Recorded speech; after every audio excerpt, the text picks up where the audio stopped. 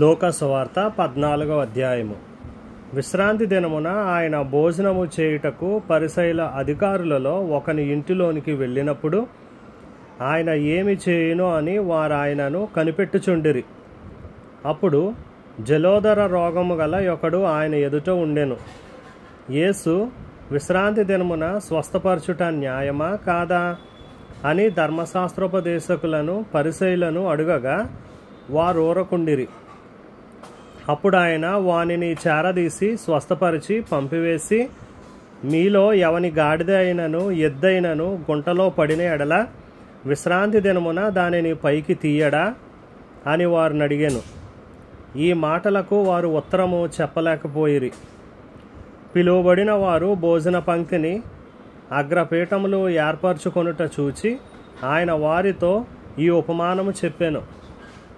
నిన్నెవరైనను పెండ్లి విందుకు పిలిచినప్పుడు అగ్రపీఠం మీద కూర్చుండవద్దు.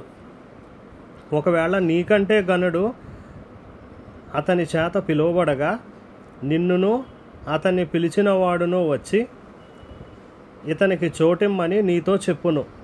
అప్పుడు నీవు సిగ్గుపడి కడపటి చోటున కూర్చుండ సాగుదువు. అయితే నీవు పిలువబడినప్పుడు నిన్ను పిలిచినవాడు వచ్చి, స్నేహితుడా, పైచోటికి పొమ్మని నీతో చెప్పులాగున నీవు పోయి కడపటి చోటున కూర్చుండుము. అప్పుడు నీతో కూడా కూర్చుండు వారందరి ఎదుట నీకు ఘనత కలుగును. తన్ను తాను హెచ్చించుకొను ప్రతి వాడును తగ్గింపబడును, తన్ను తాను తగ్గించుకున్నవాడు హెచ్చింపబడునని చెప్పెను. మరియు ఆయన తన్ను పిలిచిన వానితో ఇట్లనెను, నీవు పగటి విందైనను రాత్రి విందైనను చేయునప్పుడు నీ స్నేహితులనైనను నీ సహోదరులనైనను నీ బంధువులనైనను ధనవంతులకు నీ పొరుగువారినైనను పిలవద్దు. వారు ఒకవేళ నిన్ను మరలా పిలుతురు గనుక నీకు ప్రత్యుపకారము కలుగును. అయితే నీవు విందు చేయునప్పుడు బేదలను, అంగహీనులను, కుంటివాండ్రను, గ్రుడ్డివాండ్రను పిలువుము. నీకు ప్రత్యుపకారము చేయుటకు వారికి ఏమీ లేదు గనుక నీవు ధన్యుడు వగుదువు. నీతిమంతుల పునరుద్ధానమందు నీవు ప్రత్యుపకారము పొందుదువని చెప్పెను.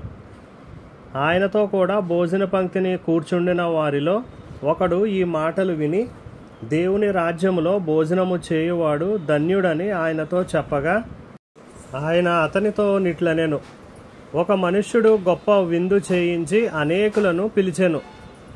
విందు కాలమందు అతడు ఇప్పుడు సిద్ధమై ఉన్నది రండని పిలువబడిన వారితో చెప్పుటకు తన దాసుని పంపెను.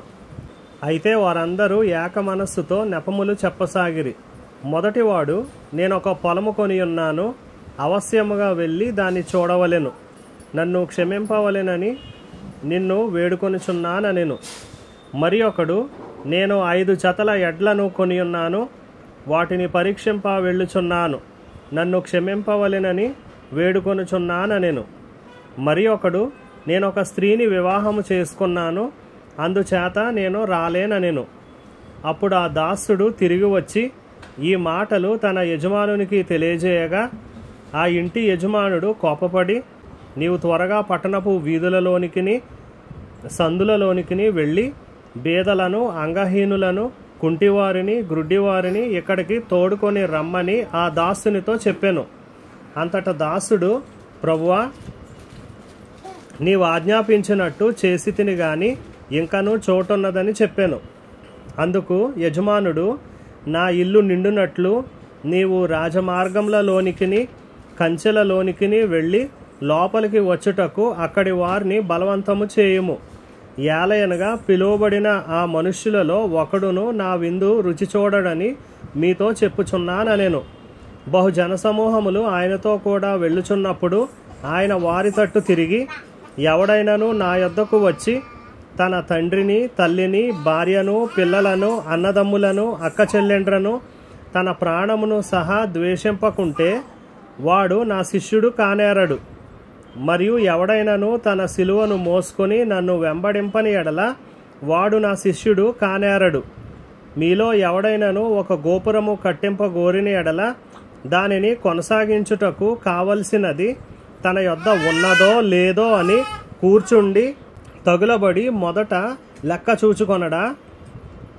చూచుకొనని ఎడల అతడు దాని పునాది వేసి ఒకవేళ దానిని కొనసాగింపలేకపోయినందున చూచువారందరూ ఈ మనుష్యుడు కట్ట మొదలుపెట్టెను గాని కొనసాగింపలేకపోయేనని అతని చూచి ఎగతాళి చేయసాగుదురు.